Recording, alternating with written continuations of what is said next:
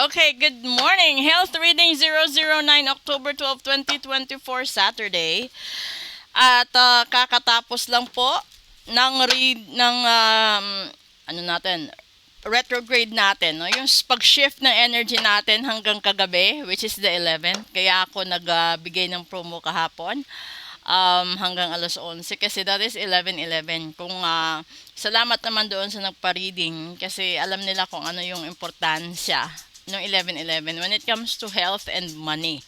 So, doon naman sa nagpa-ritual, maraming salamat po.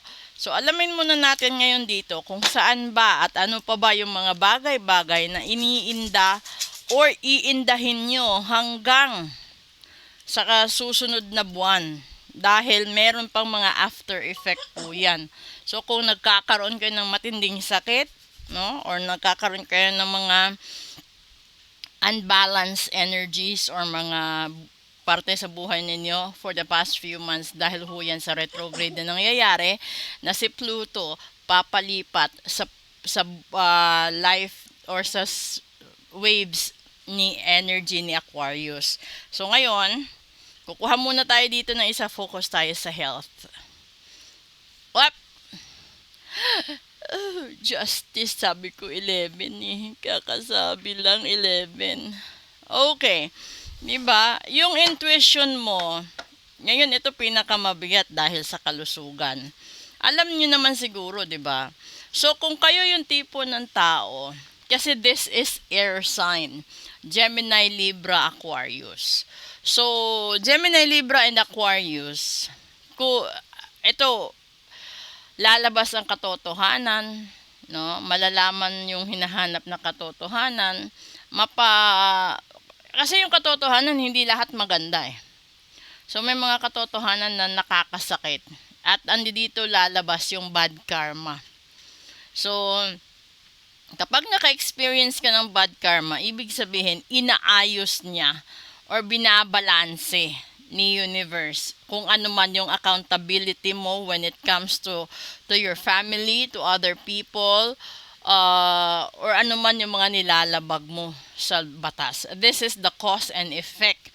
So kung hindi ka nakahabol sa reading kahapon hanggang alas 11, which is the 11:11, and then still ngayon 11 lumabas, which is the justice card, ibig sabihin nito may bad karma kayo.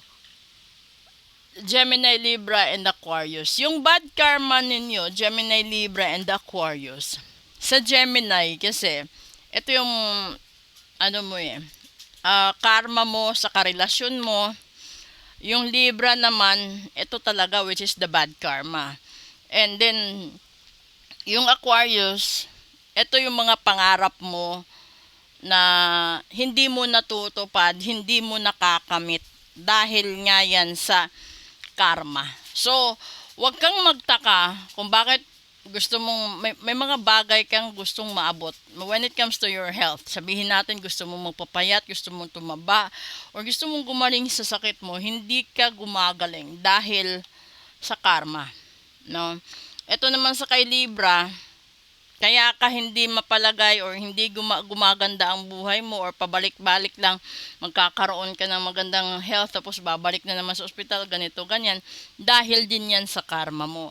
Ganun din naman si Gemini. Kung kahit meron kang karelasyon, iiwanan ka, sasaktan ka, lolokohin ka, bubulahin ka, sa kalusugan mo din yung impact dahil din sa bad karma. So ngayon, kung nabilong ka sa Gemini, Libra at saka sa Aquarius, kung gusto mong mapigilan yung bad karma, kasi yung bad karma is up until the end of 2025. So, mabigat yan. No? Hanggang sa susunod na taon, yan pa din yung dadanasin mo. So, kung gusto nyong mapigilan yan, lalong-lalo na sa larangan ng kalusugan, iparitual nyo, 'di ba? And then kung gusto nyo naman na magpa-reading kayo, mag-message na po kayo. Okay? Maraming salamat po. At saka this is your health reading. This is a general reading. Kung gusto nyo ng detailed reading for yourself And then you have to book for a full private reading. Good morning, and let's proceed with the daily episode. Thank you.